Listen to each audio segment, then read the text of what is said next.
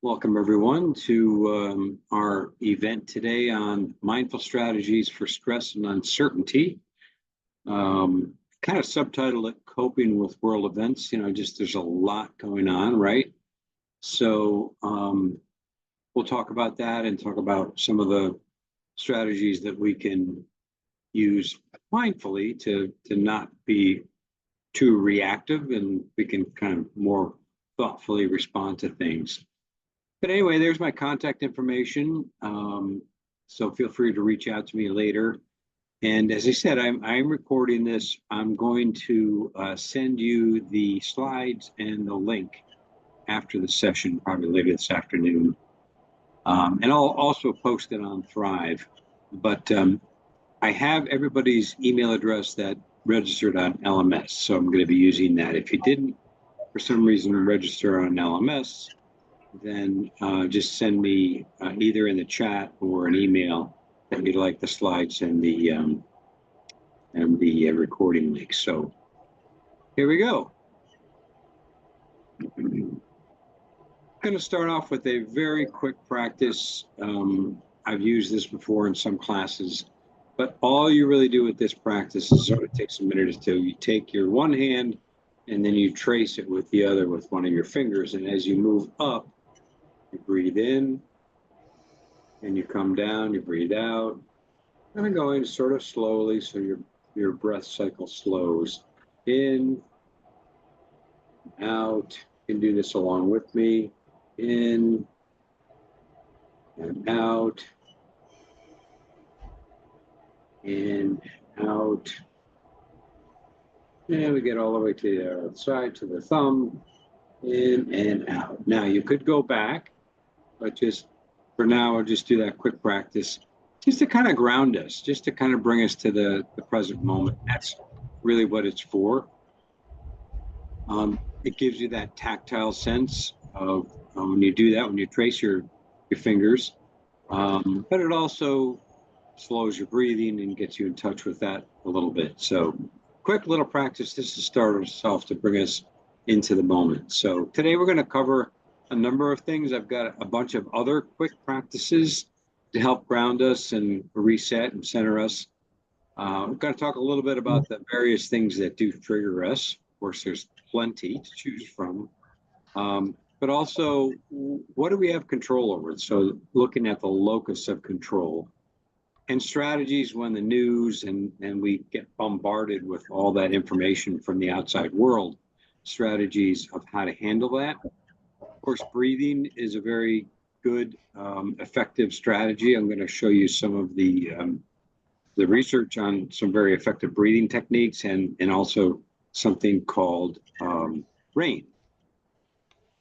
I'm going to mute everybody just so we don't get any background noise. You can unmute yourself if you have a question, and you can also use the chat feature if you have a question. So, and we'll do a meditation as we often do. Something that's sort of resilience-based, but we'll incorporate a number of those techniques into the practice. And then we'll finish with focusing on the good stuff. And you'll see why, because there's so much negativity that we tend to focus on. So that's what we're going to cover today. But we'll start with this quote by Epictetus: "We are not troubled by things, but by the opinions we have about things."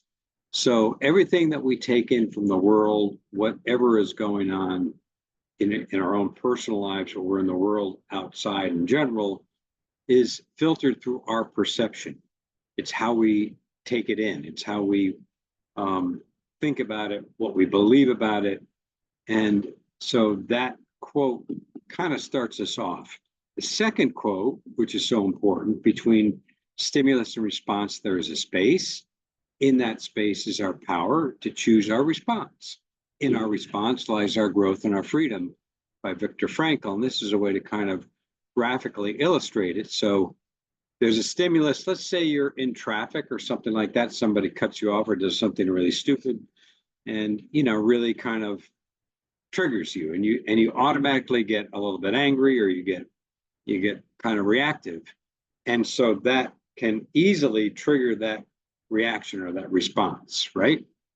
So The trick here is to use a little bit of mindfulness so that we can tap into that space. We can, and the more we do this, the better at it we get, the more we are able to create this little bit of space between that stimulus and response, so that we can learn to respond instead of react so impulsively or kind of that knee-jerk reaction. A quick little technique, and some of you may have seen this before, is the stop technique. So thinking also about the hand, put the hand up, stop, so, or a stop sign. The S is to stop and take stock when you're feeling stress, kind of asking yourself what's going on for me right now. T is to take a deep mindful breath, or 2 or 3. The O is then to observe what's going on, just checking in and now sort of looking at what thoughts are going on, what feelings are present, and what's happening in the body. And then doing that in a mindful way, that kind of helps us to slow down, kind of gets us into that space. In fact, this is sometimes called the 1-minute breathing space.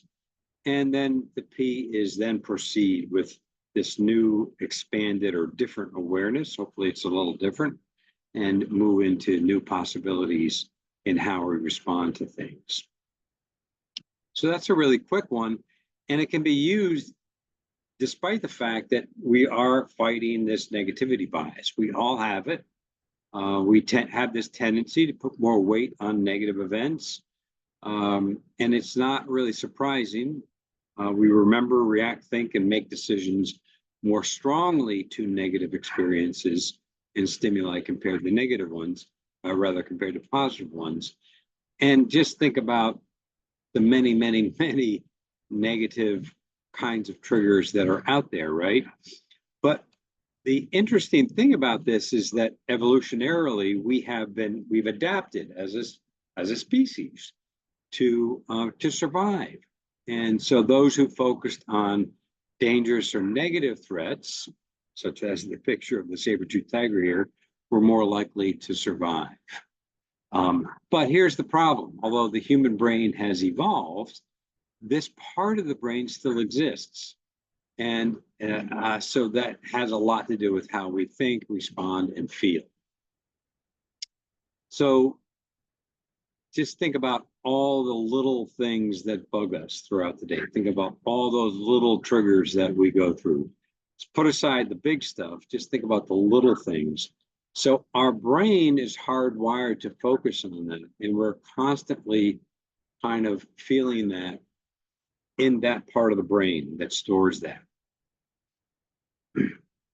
And so let's look at some of the big stuff that's going on. So just to kind of name a few, there's climate change, there's natural disasters. We've all been affected in some way, even secondarily, for example, by the fires in Los Angeles. And that's only one of many, unfortunately, in, say, the past year.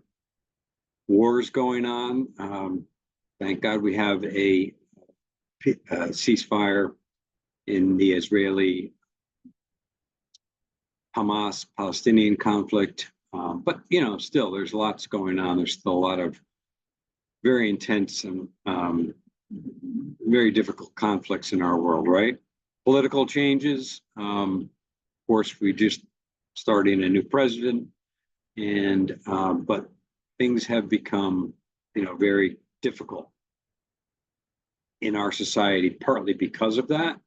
A lot of polarization, a lot of mistrust and we've kind of gotten into this us versus them mentality, which creates that mistrust we just don't agree with or believe, and we haven't really found good ways to talk to each other about it. All of this on top of everything that's been going on has increased the mental health risks. We know that there's increased demand for mental health services.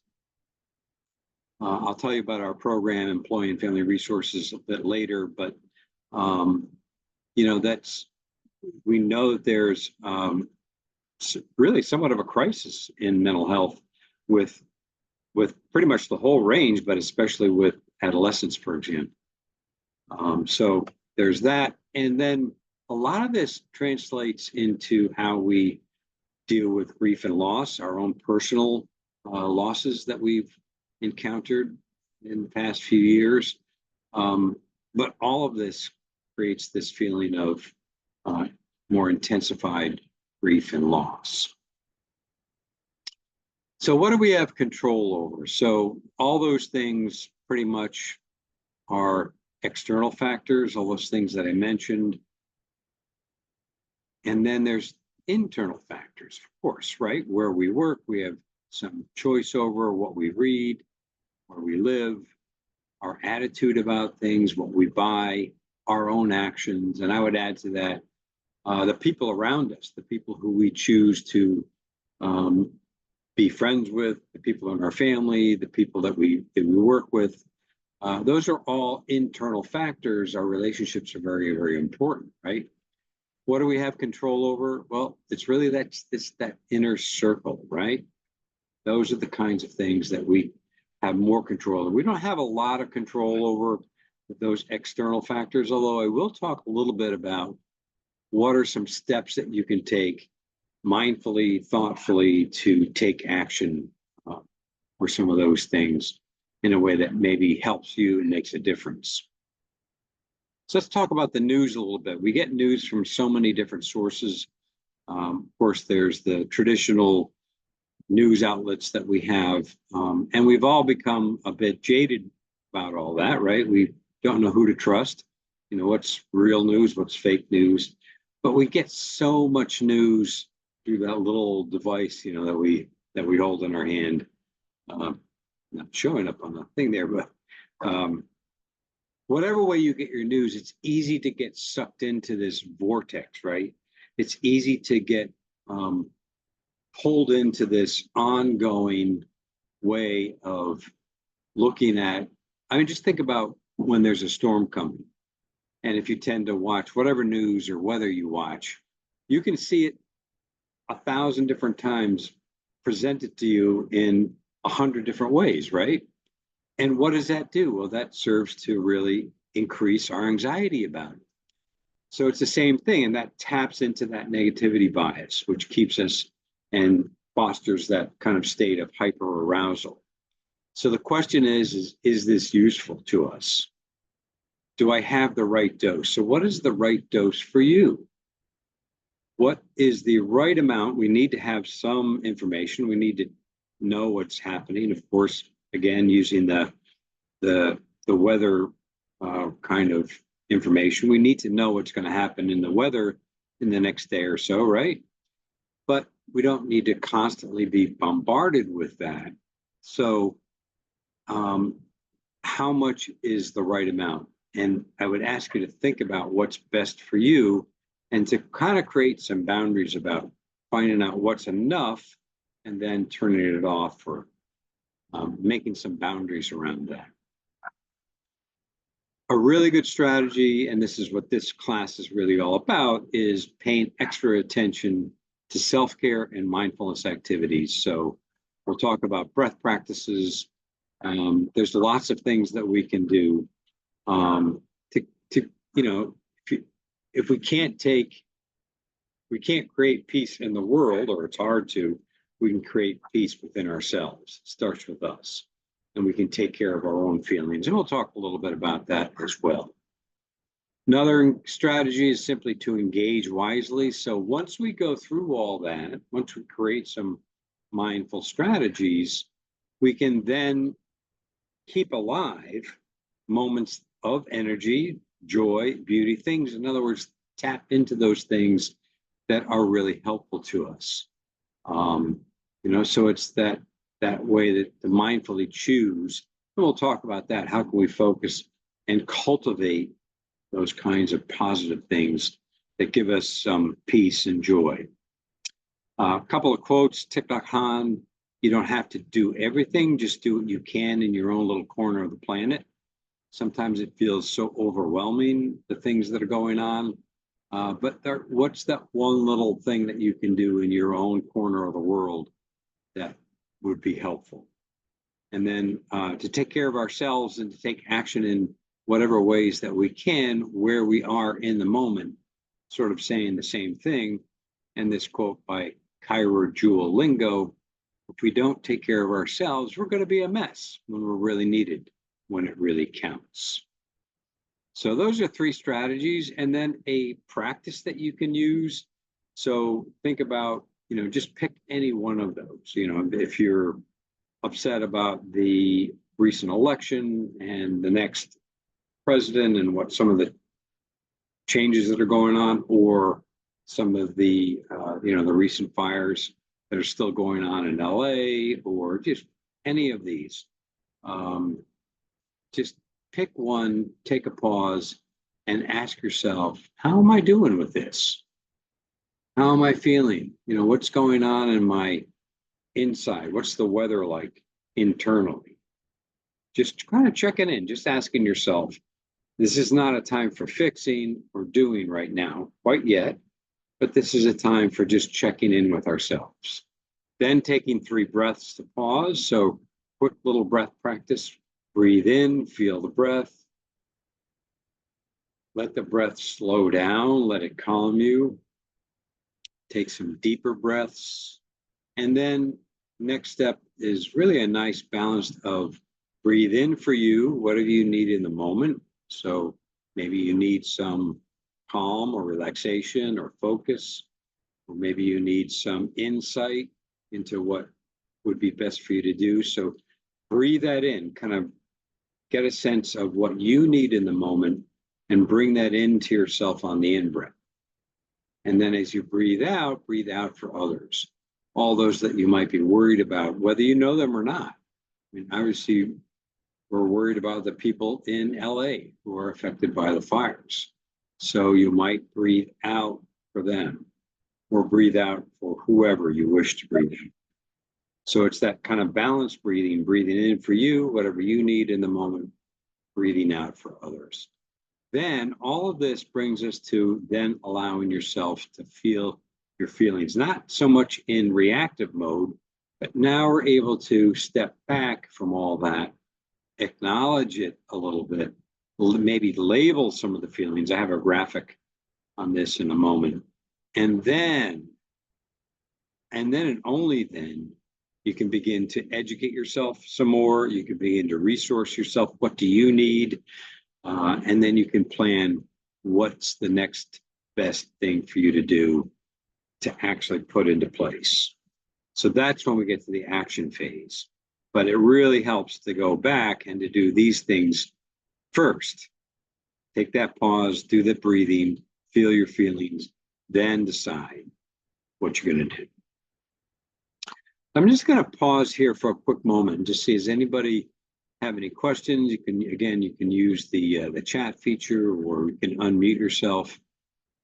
Kind of covered a lot of ground right there in the beginning, but we're going to do a bunch of other quick practices, and then we will do a full meditation as well. So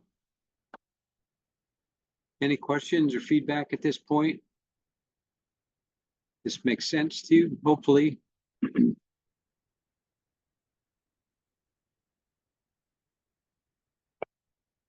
Okay, we'll move on. So grounding practices, anchoring practices. So I use this image of the tree with the roots. One simple grounding practice is just feeling your body wherever it is. Feeling your body connected to, if you're sitting, connected to the seat, supporting you, your feet connected to the floor. Let the lower part of your body feel heavy and dense and grounded. And you can even imagine roots growing out of the bottom of your feet. You can also do this standing, or even when you're walking, you can still feel grounded and anchored when you're doing that. So kind of getting out of the head and into the body, feeling that sense of being grounded through the body. Another way to do that is to use your senses. So 5 things that you see, just look around, identify 5 different things in your visual field, that you see, 5 different things. Get in touch with the colors, the textures, the shapes. Then 4 things that you hear, or different sounds, near, far. 3 things that you touch or feel. And you might feel again, the weight of your body, or you might feel the clothes against your skin. You might feel, if you're outside, the breeze on your face. those kinds of things, or if you're outside, you might feel the cold air. Two things that you smell, try to identify a couple of aromas in your environment, and one thing you taste. Now, you could mix this up. You could do this in various ways, but that's just another quick way to kind of ground with your senses. And there's lots of other things. I've used this graphic before. We'll talk a little bit more about breathing. Savoring is a great kind of antidote to that negativity bias. So savoring pleasant experiences, stopping, pausing, sensing, appreciating that pleasant moment, taking a little bit of time with it, a little bit more than you might normally do, and then moving on. Everyday mindful awareness is paying attention to those everyday routine things that we do, and just paying them a little extra attention. Pay attention to what you're doing while you do it, rather than letting the mind kind of go off on that ruminating cycle. And then there are all the other kinds of things that you already do in your breaks, in your pauses, in those things that maybe give us a little bit of that added smile or joy to the day. And I would say to plan, maybe even plan 3 bright spots, 3 things that give you that little bit of extra positive feeling in your day. That can really make a difference. So all of these things, sort of sprinkling them in with some intention, purposely pausing to do this, can really make a difference. And try it for yourself. I mean, this is really borne out in the research, but give something, try to pick something for yourself. Any one of these small little things, these don't have to take long. These can be even as brief as 30 seconds to a minute, or maybe 2 or 3 or 4 minutes. All right, let's turn to breathing. So breathing, of course, there's lots of different ways to breathe, but as I mentioned, just simple deep breathing. So a couple of tips, of course, of breathing in, maybe to the count of about 4. And then you can do this along with me as you breathe out. Make sure your out breath is longer than your in breath. That stimulates that relaxation response. So breathing into 4, maybe pausing, and then breathe out. You can breathe out through your mouth or through pursed lips, kind of like you're blowing through a straw. Also really helps to bring on that parasympathetic part of the nervous system, which helps to relax us. So do a couple of other kinds of breathing. Cyclic sighing is one that's been shown to be very effective. So what cyclic sighing is you breathe in to your belly. So take a half in breath, but feel it as it expands the belly, okay? So breathe in, expand the belly, and then breathe in fully, filling the lungs. So it's a 2-part in breath, and then breathe out fully through the mouth, through an open mouth, and sigh it out. That's the sighing part of it. So breathe in halfway, filling the belly, all the way filling the lungs. So it's really full in breath. And then sigh it out. Do that a few times. Halfway in, all the way in, and then sigh it out. Now, if you're to do this 3 to 5 times, it's going to be relaxing. You're going to feel a difference in your state of awareness. It's going to really help to center and ground you. But there's other kinds of breathing that may not be the exact one that you like. You could just do the simple deep breathing like we did before. There's another effective breathing that the Navy SEALs use, and that's box breathing. So all that really is even breathing. So you breathe into 4, hold for 4, breathe out for 4, kind of counting to yourself, hold for 4 again, and then repeat. So it's breathing in to the count of 4, or whatever's comfortable, hold it, kind of pausing for the same amount of time, breathing out for the same amount of time, holding it again, and then breathing in again. So starting that cycle over. That's box breathing. That can be very effective as well. So there's a couple of links here. When you get the slides, you might want to read the articles about cyclic sighing, and second one is about breathing to help with anxiety. So obviously we know that all of these things I've talked about can stimulate a feeling of nervousness or worry or anxiety. And then there's just very simple, just paying attention to the in-breath and the out-breath. So mindfulness kind of breathing. So as you breathe in, you can label that to yourself. Breathing in, you say in, breathing out, out, or you can use certain words. You can choose whatever you like, whatever is helpful to you. So it might be calm on the in-breath,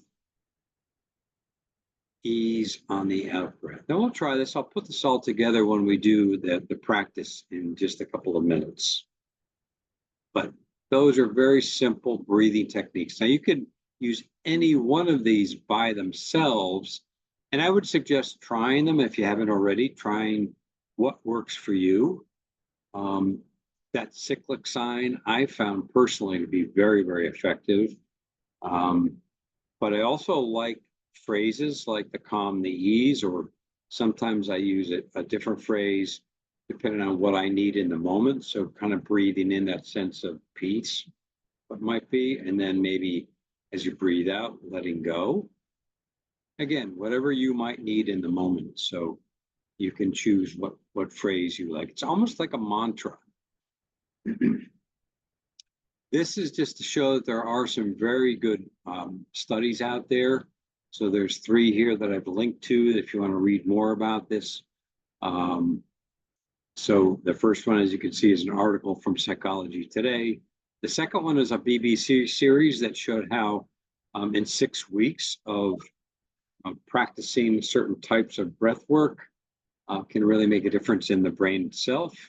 And then that third one is by Daniel Coleman, who has written a very good book, number of books actually, on mindfulness and emotional intelligence. But he shows in this article on just changing your brain in just 10 minutes. All right, so let's turn to our emotional response. So we get triggered, we have all those things that are going on in the world around us. We're fighting negativity bias. We may not yet be feeling into the breath. So just checking in with yourself. These are 4 different ways to think about it. Now, I realize that in the bottom there, those are a little bit fuzzy. It's just part of the graphic itself. Sorry about that. But so you have the blue zone, which is sad, sick, tired, bored, or moving slowly. So the green zone is happy, calm, okay, focused, ready to learn. The yellow is frustrated, worried, might add anxiety to that, or excited, or some loss of control. And the red, and that's the hardest one, which is kind of interesting.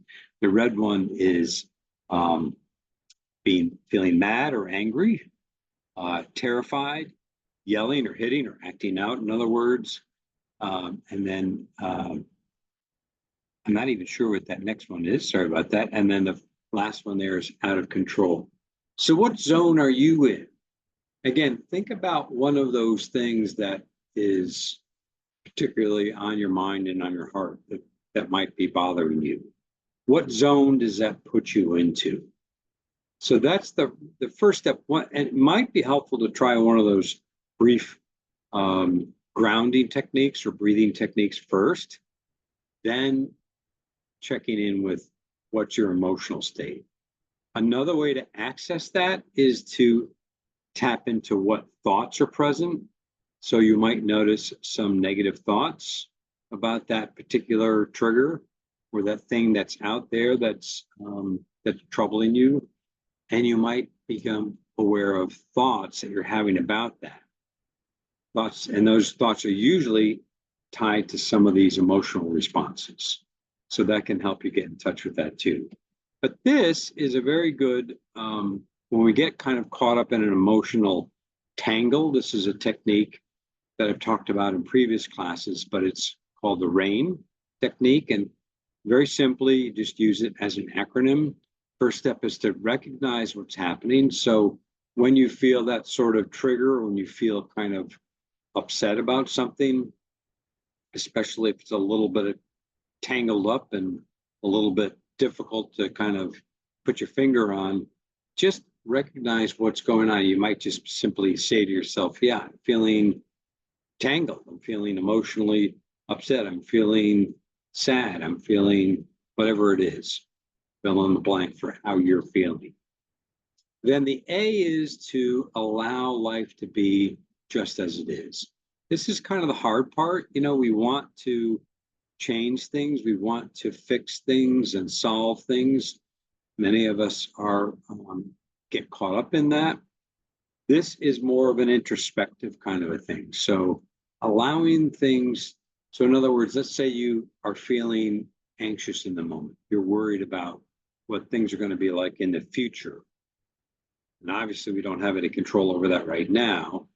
So just allow that anxiety or that worry to be as it is right now. Just sit with it for a little bit. Be curious about it. What does it feel like? Where do you notice it in the body? Where does it show up? What thoughts are like that? And this leads us into that next step, which is to investigate your inner experience. So tap into what thoughts are going on. What is the emotional state that you're feeling? How does this all show up in the body? Do you notice some extra tension or tightness or, upset belly or maybe a headache or shoulder tension, whatever it might be? Just be curious about that without trying to push it away. Again, keeping that attitude of allowing to be there. We're just sort of being that. And the final step, before we get to the final step, is to do that with a sense of kindness, self-kindness. So if we find ourselves being kind of hard on ourselves, that inner critic comes up and we start beating ourselves up about how we're responding to that particular situation, try to bring yourself some kindness about that. Well, this is the way it is right now, and this is okay. I've gotten through something like this before. So you might even send yourself a message of kindness before you move on. And then the N is a sense of not identifying with that, because that's what happens. We get over-identified with that particular emotional response or that trigger that's going on. But these steps allow us to get to the point of realizing that that's not who we really are.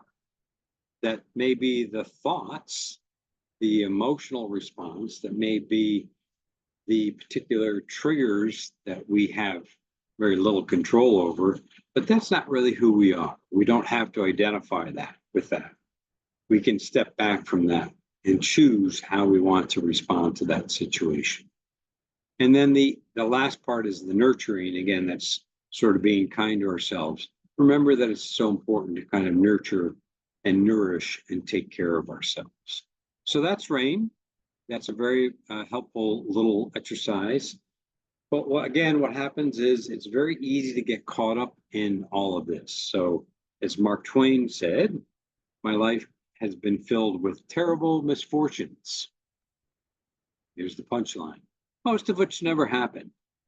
And it's easy for us to kind of get caught up and into this state. And I know many of you have seen this. I like using this graphic. It illustrates really, really well that if we allow our minds to go on autopilot, they tend to get filled up. They tend to get concerned with those little stresses, the things that are going on in our lives that we're worried about, but also that big stuff. And if we allow that to happen, and if we allow that autopilot to kind of take control of our mind, then it can be very overwhelming and heavy. mindful techniques, tapping into those grounding, breathing, whatever they are, things that I'm showing you today, can really help us let things calm down in the mind. We can't make them go away, but we can be more present. We can be more clear about what's going well. And we'll turn to that too before we close. So mindfulness really helps us kind of tap into that place and be sort of like the dog in this cute picture. All right, so finally we get to our meditation for today. Let's see what the time frame is. Right, so we have about 15 minutes left. So I'm going to take about 7 or 8 minutes, so half that time to do a meditation. So I think many of you have probably been with me on some of these before, so real easy. But if you haven't, just put aside any expectations, just kind of go along with this. You don't have to do anything other than follow my instructions. So the first step is to just be in a position that's comfortable for you and relax. So allow your body to sit comfortably. Let your position be in a way that you can be relaxed, but also attentive. So paying attention to the posture, you can close your eyes, or if you prefer, you keep them slightly open with a downward, unfocused gaze. Allow the body to arrive fully. Okay? You might sense into the body. You might take a moment to do a couple of gentle stretches, maybe rolling the neck or the shoulders, taking a few deep breaths, and just allow yourself to arrive into the body by doing some of these simple little exercises. And with our attention on the body, feel your feet on the floor, feel the chair beneath you. So using those grounding techniques. And just see if you can let those sensations of pressure and contact begin to steady your attention in the present moment. And then also set an intention to put aside any unnecessary thoughts regarding plans or agendas or projects. This time is like a gift to yourself. So just put that all aside. That can wait until later. All you have to do right now is relax and be right here. Okay? So let's just notice the rhythm of our breathing now. No need to focus on a specific point of the breath. Just be more aware of the general process of the breath rising as you breathe in, and then falling or subsiding as you breathe out. Just breathe and focus on the breath and just feel that general sense of filling and releasing.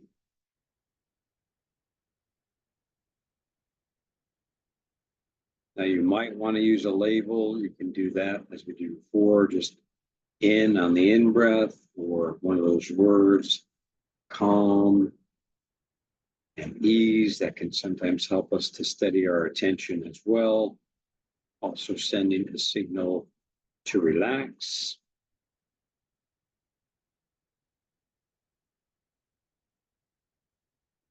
So now let's try that cyclic sign again for a couple of cycles. So breathe halfway in, filling the belly, then all the way in, filling the lungs, full in-breath, pause, and then long, slow, open mouth, out breath. Do that a couple more times. Halfway in, filling the belly, all the way in. And just as you breathe out, let the whole body relax as you sigh it out. All the tension. You can even imagine any accumulated tension just flowing out of the body. Okay, you can even visualize it just sort of draining out of the body. That's another helpful technique to do that. Now let's just let the breath return to its normal rhythm at this point, and just notice what that all feels like. Kind of using the grounding and the breathing to steady our attention and to relax ourselves.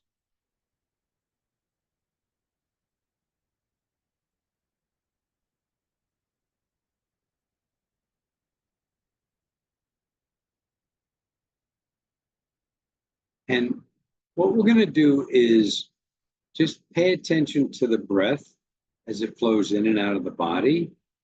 And if your mind wanders back to that which might be stressing you, that external thing that you have no or a little control over, if you notice that that's happening, just acknowledge that, kind of touch it lightly, but then let it go and bring your attention back to the next breath or back to that feeling of the body being anchored.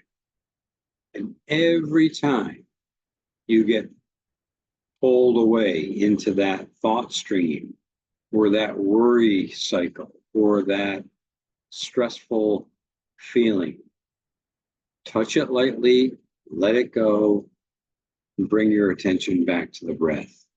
That simple, okay? That's the basic practice of mindfulness. And do that with a kind attention. Be gentle with yourself. Don't get down on yourself. There's nothing wrong with thinking. There's nothing wrong with getting pulled away into those things. It's just kind of what happens. So just let it be. Come back to the breath. Let the breath relax you and ground you.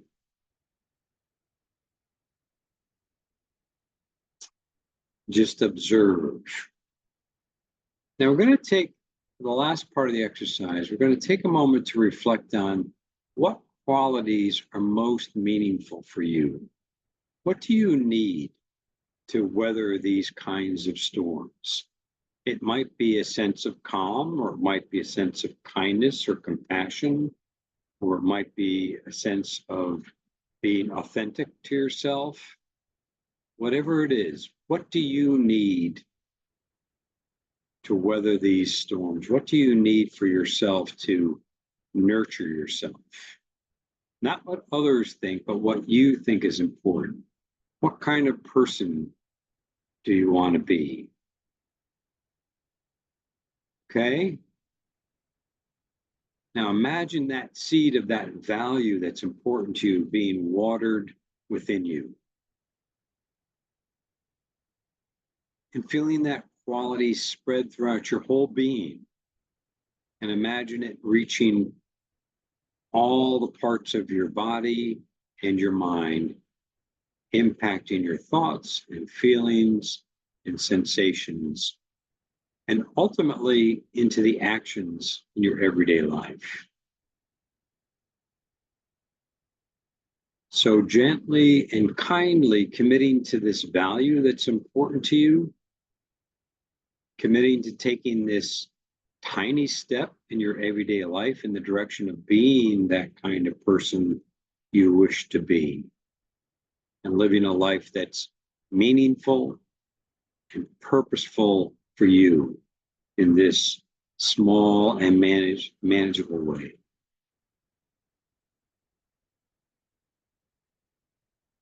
Okay. Now you can let all that go for now and just rest for a moment in your mind and your body. Just rest in awareness. You don't have to do anything. Just be here in the moment before we close. You might feel yourself breathing. You might feel the body connecting you and grounding you. And when you're ready, you can slowly begin to open the eyes as we finish that meditation for resilience and handling all that. And as I said before, it's not about changing all that stuff that's out there. Most of it we can't change, but first getting in touch with what helps us. And that's why I finished with that last part of the practice. I'd love to hear from you. So if you want to put into the chat what that was like for you, please feel free to do that. Once we do those practices and we do want to take action, as I said before, that gives us so much more personal power to do that, so much more insight and wisdom to know where we want to put our attention, to know what we want to do about any of those things if we want to make a difference in whatever those things are. Now, sometimes for some of us, that kind of meditation is not something that we always want to do. So I'm just putting this up here as alternative ways to meditate without meditating. Okay, so good. Like those comments. Thank you for those. Thank you very much. Yeah.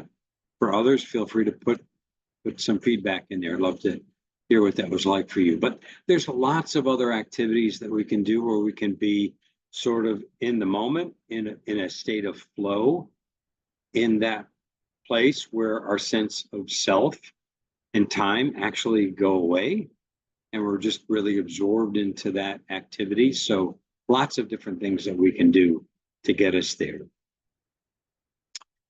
The final part of the practice of today's class is really about, again, focusing on what's going well. Because we can get so swept up into the negativity. It's so easy to get triggered by that avalanche of stuff that's going on out there.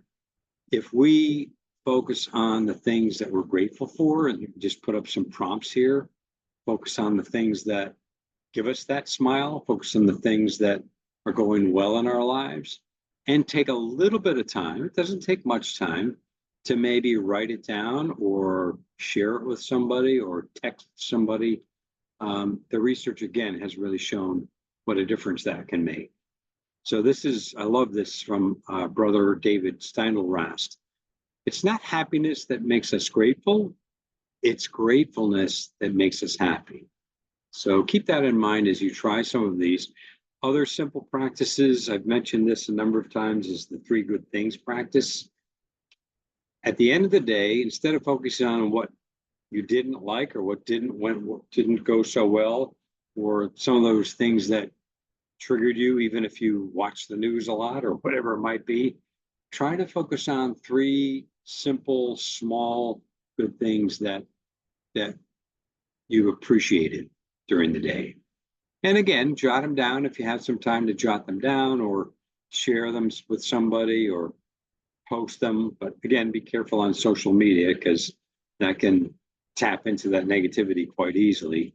But if you want to share them with somebody, please do that. That can be very helpful too. So 3 good things practice, very, very helpful. And then just quick gratitude pauses. So when you're breathing in deep, appreciate the breath, appreciate being alive. Scanning the body, what's good about your body. So often we focus on what we don't like about the body, whether the way it's not working the way you want it to work, or it's not looking the way we would like it to look. We have all these, idealized versions of what our body and ourself should be like. Focus on what's good about your body, what's working for you. And again, that savor technique, that's very important. And then who are you grateful for? Who are the people? Again, so many of the studies show that it's the people in our social networks, the people that are close to us, the people that are supportive. And why are you grateful to them? Be specific and tell them, communicate to them about your gratitude for them. I'm getting towards the end here now, but this quote about gratitude, I think really gets to the heart of it. Gratitude teaches us to appreciate the rainbow and the storm. How many times have you been through a difficult time and you've gotten through it, and you look back on it in hindsight, and you realize that even though it was very difficult and brought up some really hard challenges for maybe you and your loved ones, you got through it. you developed some things. You became more resilient. You became stronger. You realized you had some inner strengths. So to be grateful for the storm itself also is something that I think can encourage us and help us to move on. Oh, one last thing. This is a really good book I came across called Real Self-Care. We've kind of talking about self-care techniques, but she talks in this book about real self-care as opposed to faux self-care. And the 4 principles, just really quickly summarizing, creating good boundaries for yourself. And that's really the biggest message about today is what boundaries can you put in place that help you protect yourself so that you're not affected by some of these things. Being compassionate, cultivating your own compassion for yourself, but for others. What's important to you? That's why I put that in at the end of the meditation. What values are important to you? And then that helps you to find some of your own power in the situation, some power and control, not in a bad way, but power and control in a way that you can make a change in the way that you want to make the change. I probably haven't done that justice. There is a link here to a podcast by Aviva Ram, who interviews the author of the book. So if you don't have time to read the book, you want to just listen to a podcast, really, really good podcast on the book itself. So I just want to tell you about these workshops I have coming up. Every month I do a monthly mindfulness workshop. It's the second Wednesday of the month. If you're not already on that, the next one will be February 12th. And actually, my colleague, Vivian Burgle, will be doing that particular one because I'll be away that week. But we do these every month, so you can sign up on LMS. We also have one coming up in February, on February the 25th, on connection, compassion, and self-compassion, and how important those, as I mentioned, all those people and networks in our lives are. And then there is one given by Caroline, which is our EFR provider, on the connection between exercise and mental health, and that's on February 12th. That you do not sign up for on LMS. You have to go to this link. So when I send you the slides, and again, if you didn't sign up on LMS, let me know so I can send you the slides, okay? But yeah, so let me know and I'll make sure you get the slides in the recording. Just to remind you, we still do the phone meditations, lots of resources available on that Caroline site, apps that are available. I've got my own website. I've got YouTube playlist. We do that monthly mindfulness again. Lots of great podcasts out there. So, and that app, that's the MLife app, which is free through our EFR program. And then finally, just a reminder about the program itself. Lots of great features to help support you through employee and family resources. So keep that in mind. And if you need the phone number or the link, you'll get that when I send out the slides. All this you can find on Thrive. So you'll find under My Wellbeing on Thrive. That's where all our EFR information is. We do have a lot of the mindfulness information there as well. And I post this all on live and recorded resources. They're all on there as well. So with that, I'm going to come to the end. I'm going to say thank you and namaste. Thank you for being with me. And I wish you peace in the coming year and hope for you all the best. But try some of these things for yourself to help just deal with that craziness that's going on out there. All right. Well, thank you for those helpful, I appreciate those comments. Thank you so much. I'll be on for another minute or two. I know, sorry, I've gone over a minute. I'm going to stop the share and I'm going to stop the recording, but I'll be on for a minute or two if you have any questions. Stop the recording first. And again, thank you so much for joining me.